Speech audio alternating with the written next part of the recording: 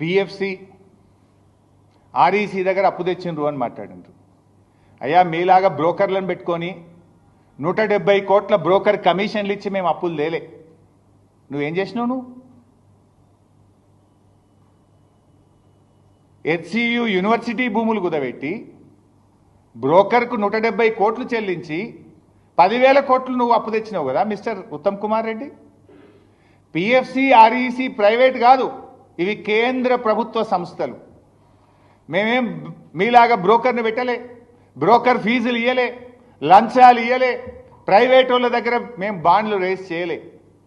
మేము తెచ్చింది కేంద్ర ప్రభుత్వం దగ్గరనే తెచ్చినాం. తప్పుంటే కేంద్ర ప్రభుత్వం ఇస్తుందా? If our project is wrong, if DPR is not there, how central government will give us the loan? PFC ఆర్ఈసీఎం ప్రైవేట్ సంస్థలు కావు.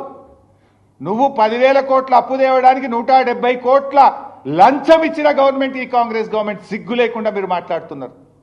తలకాయ ఏడబెట్టుకుంటారు మీరు.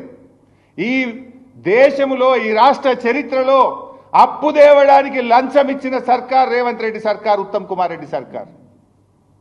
ఇంతకంటే నీతి బాహ్యమైనటువంటి, ఇంతకంటే దివాలకోర్ దిక్కుమాలిన చర్యలు ఉండవు. ఇంకా మా గురించి మాట్లాడతావు నువ్వు సిగ్గు లేకుండా. నువ్వు వాడినావు కనుక నేను వాడుతున్నా పదం, లేకపోతే నేను వాడేవాడిని కాదు.